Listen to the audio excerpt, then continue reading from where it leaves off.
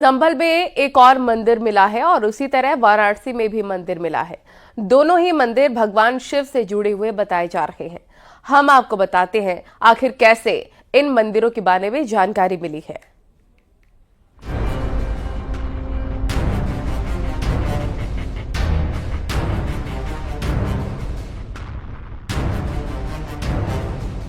संभल में मिला है एक और मंदिर। मंदिर के गेट पर ताला लटका हुआ था। संभल की मुस्लिम आबादी वाले इलाके के बीच ये मंदिर मिला। पहले संभल में कार्तिकेश्वर महादेव का मंदिर और अब यह मंदिर हयात नगर के सरायतरीन इलाके में है। पुलिस और राजस्व की टीम मंदिर पहुंची, जांच शुरू कर दी गई। मंदिर काफी समय से बंद था। 30 से 40 हिंदू परिवार पहले इलाके में रहा करते थे। मंदिर जामा मस्जिद, जहां हिंसा में 4 युवक मारे गए थे, वहां से तकरीबन 1.5 किलोमीटर की दूरी पर है। कुछ लोग दावा कर रहे हैं कि 1978 के दंगों के बाद 40 से 45 रस्तोगी परिवार के लोग यहां से मंदिर बंद करके चले गए थे और उसके बाद पूजा पाठ भी बंद कर दी गई। संभल में मुस्लिम आबादी के बीच हिंदू मंदिर मिलने के बाद अब वाराणसी में मुस्लिम आबादी के बीच मंदिर मिला। बताया जा रहा है कि ये भी शिव मंदिर है जो 40 साल से बंद था। यह मंदिर मुस्लिम बहुल आबादी वाले मदनपुरा की एक गली में है। सोशल मीडिया पर इस मंदिर के बारे में जानकारी मिली थी, जिसके बाद सोमवार की शाम सनातन रक्षा दल के कार्यकर्ता मौके पर पहुंचे। उन्होंने मंदिर खोलने की मांग की और इसकी जानकारी होते ही बताया जा रहा है कि दशाश्वमेध थाने की पुलिस के साथ अधिकारी भी पहुंच गए। ये मंदिर सिद्धेश्वर महादेव का है जो कई वर्षों से बंद है। इतिहासकारों के अनुसार ये मंदिर काफी पुराना है और इसकी शैली साफ तौर पर बता रही है कि ये मंदिर 300 साल से भी ज्यादा पुराना है। 3 स्ट्रक्चर में मंदिर बना करते हैं। एक जो है नागर शैली जो उत्तर भारत में बनते हैं, दूसरा जो है द्रविड़ शैली जो दक्षिण भारत में बनते हैं, तीसरा जो है बेसर शैली, ठीक है, जो दोनों का सम्मिश्रण से वो मंदिर तैयार किया जाता है। तो ये नागर शैली का मंदिर है। और यहाँ का जो इतिहास, जैसे मदनपुरा जो इलाका है, ये बंगाल के एक शासक हुआ करते थे मदन पाल, ठीक है, पाल वंश में मदन पाल को आप पढ़े होंगे। इसके बाद जो है उनके वंशज देवपाल और गोविंद पाल इस तरह से रहे। तो ले देकर वो एक बंगाल के मतलब एक धर्मनिष्ठ राजा रहे और उनके काशी से बड़ा लगाव था। तो इस मोहल्ले के बसाव जो है उनके द्वारा किया गया था। ये अक्सर ये बंगाली जो है परिवारों का जो है इलाका रहा है। तो यहाँ जो है मंदिर जो देख रहे हैं लगभग जो 4 से 6 साल पुराना, 4 से 600 साल पुराना ये स्ट्रक्चर लग रहा है। कोई सामान्य स्ट्रक्चर नहीं है। और इसको जो है लोग सिद्धेश्वर महादेव के नाम से लोग पुकारते रहे। सिद्धेश्वर, यहाँ किसी कूप की भी बात होती है। अब ये खोज की और शोध की विषय है कि कहाँ कूप था, क्योंकि अभी तो यहाँ स्ट्रक्चर क्योंकि भरी पूरा जनसंख्या से भरा हुआ इलाका है। तो ये अब तो मंदिर आपके सामने है। वो घनी आबादी वाले इलाके में मंदिर की सूचना पर पुलिस पहुंची। हालांकि न्यूज़ 18 ने यहां रह रहे मकान मालिकों से भी बातचीत की है। ये देखिए मंदिर है और ये वो ताला लगा है जिसको लेकर ये पूरा विवाद गहराया है। हमारे साथ इस प्रॉपर्टी के जो मालिक हैं, जिनके इसमें अंडर कस्टडी में ये पूरी प्रॉपर्टी है। क्या नाम है आपका? मेरा नाम मोहम्मद शाहबुद्दीन। ये आपकी प्रॉपर्टी है?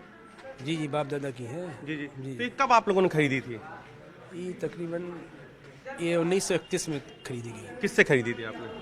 कोई राजा कांकेर थे, उन्हीं से खरीदी। कहा जा रहा है कि बंगाली परिवार के भी बंगाली थे वो, राजा कांकेर नाम था उनका। अच्छा अच्छा अच्छा। उन्हीं से खरीदी गई थी। ये 7 चौक था बड़ा, ये खाली एक मकान नहीं है। अच्छा, 7 चौक था। अच्छा, तो ये आपने खरीदी थी। उसके बाद बाप आपने नहीं खरीदी, बाप दादा ने खरीदी।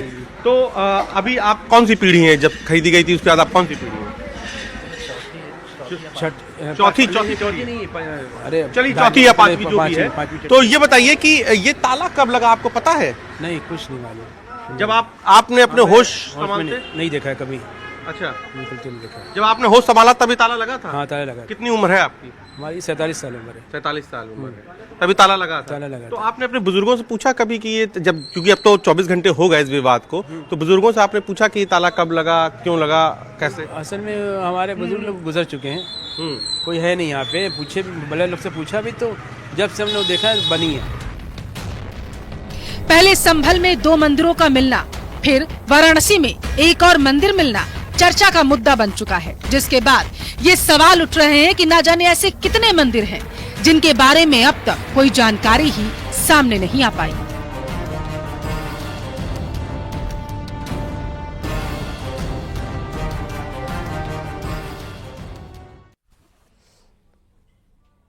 और प्रियंका के बैग पॉलिटिक्स चर्चा में है। प्रियंका पहले फिलिस्तीन के समर्थन वाला बैग लेकर संसद पहुंची थी और अब बांग्लादेश के हिंदुओं को समर्थन करने वाला बैग लेकर संसद पहुंची है। देखिए रिपोर्ट।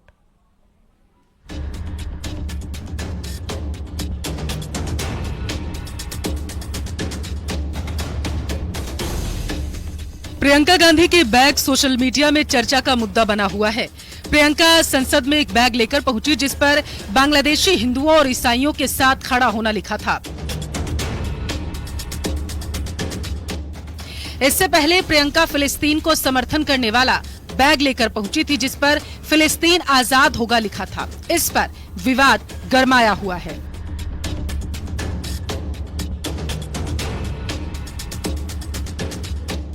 लोकसभा में सोमवार को प्रियंका गांधी ने प्रश्नकाल के दौरान कहा, सरकार को बांग्लादेश में हिंदू और ईसाई अल्पसंख्यकों पर हो रहे अत्याचार के खिलाफ आवाज उठानी चाहिए, उनसे बातचीत करनी चाहिए और उनका समर्थन भी करना चाहिए। जून 2024 में प्रियंका ने इजराइल के प्रधानमंत्री बेंजामिन नेतन्याहू की आलोचना की थी। तब प्रियंका की टिप्पणी नेतन्याहू के अमेरिकी कांग्रेस को दिए भाषण में गाजा में चल रहे युद्ध का बचाव करने के बाद आई थी। तब उन्होंने कहा था, गाजा में इजराइल सरकार ने क्रूरता पूर्वक नरसंहार किया। अब जब प्रियंका फिलिस्तीन के समर्थन वाला बैग लेकर पहुंची तो सीएम योगी के इस पर टिप्पणी सामने आई। कल कांग्रेस की एक नेत्री संसद में फिलिस्तीन का बैग लेकर घूम रही थी और हम यूपी के नौजवानों को इजराइल भेज रहे हैं। वहां पर यूपी के अब तक लगभग 5,600 से अधिक नौजवान इजराइल गए हैं निर्माण कार्य करने के लिए और हर नौजवान रहने का फ्री, खाने का फ्री और 1.5 लाख रुपए उसको वहां पे अतिरिक्त तो मिल रहे हैं और पूरी सुरक्षा की गारंटी भी है। प्रियंका के बैग चर्चा और विवाद का मुद्दा बन चुका है। अब देखना यह है कि आने वाले वक्त में क्या प्रियंका किसी नए बैग के साथ संसद पहुंचेगी। बता दें कि प्रियंका ने सवाल उठाने वालों से कहा था कि मैं कैसे कपड़े पहनूंगी, इसे कोई और तय नहीं कर सकता। वर्षों से चली आ रही रूढ़िवादी पितृसत्ता को मैं नहीं मानती, मैं जो चाहूंगी वही पहनूंगी।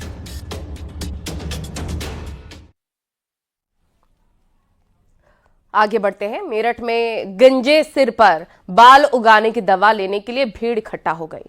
सिर से गायब होते बालों को झड़ने से रोकने के लिए हर जतन कर चुके लोग लाइन में लगकर खड़े हो गए। बाल उगाने का दावा करने वाले 20 रुपए दवा सिर पर लगाने और 300 रुपए की तेल की शीशी बेची जा रही थी, लेकिन किसी को खबर नहीं थी कि जो दवा लगा रहे हैं वो खुद गंजे हैं। बिछड़े बालों तुम पे मैं कुर्बान, जुल्म के पंजों में हूँ मैं भी अब गंजों में हूँ, सिर हुआ वीरान। जिस गाने के बोल को आपने सुना, इसे अभिनेता अनुपम खेर ने साल 2022 में सोशल मीडिया पर अपलोड किया था। अब आप सोच रहे होंगे कि इस गाने से जो तस्वीर हम आपको दिखा रहे हैं इससे क्या संबंध है, तो माजरा ही कुछ ऐसा है जो हमें इस गाने को दोबारा सुनाना पड़ा। जो तस्वीर आप देख रहे हैं, दरअसल ये बालों के दर्द वाले लोग हैं जो सिर के बाल खोने के बाद लाइन में लगे हैं। इनकी ख्वाहिश है कैसे भी सिर पर बाल उग जाए। भीड़ से अंदाजा लगाया जा सकता है कि गंजेपन के शिकार लोग कितनी दूर दूर से आए हैं और बालों को उगाने की दवा लगवा रहे हैं। लेकिन इसमें भी एक लोचा है जो किसी को नहीं दिख रहा है। जो डॉक्टर लोगों के सिर में दवा लगा रहे हैं उनके खुद के बाल नहीं हैं। लेकिन इतनी बड़ी भीड़ में इस तस्वीर पर किसी की नजर नहीं पड़ी। दिल्ली से आए बाल उगाने वाले स्पेशलिस्ट क्या कह रहे हैं, सुनिए। ये बालों की दवाई लग रही है मेरे भाई, शिफा की दवाई है। हाँ जी, लोग तो विदेशों से भी आ रहे हैं। हिंदुस्तान का ऐसा कोई सा कोना नहीं जो नहीं आ रहा हो, हर जगह का आदमी आ रहा है।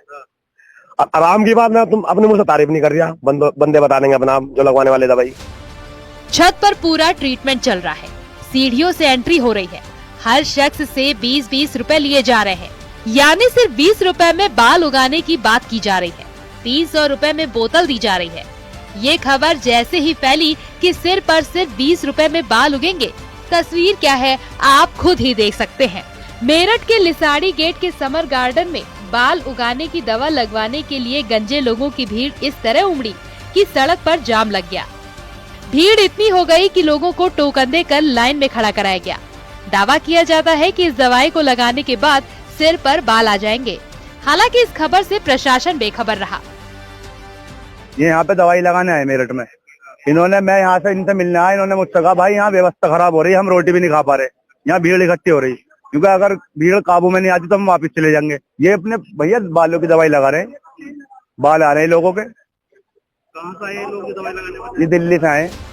शौकत बैंकेट हॉल में बिजनौर के रहने वाले सलमान और अनीस साथियों के साथ दवा लगाने के लिए रविवार को पहुंचे थे। सलमान पहले से दिल्ली के मंडोला में सिर पर बाल उगाने की दवाई लगाते हैं। सलमान मेरठ में रविवार को दवाई लगाने अपनी टीम के साथ पहुंचे, लेकिन ध्यान देने की बात यहाँ ये है कि जो सिर पर दवाई लगा रहे हैं और बाल उगाने का दावा कर रहे हैं, उनके सिर पर खुद ही बाल नहीं है। Bureau report, news 18। सूना ये सर कर गए तुम तो कब के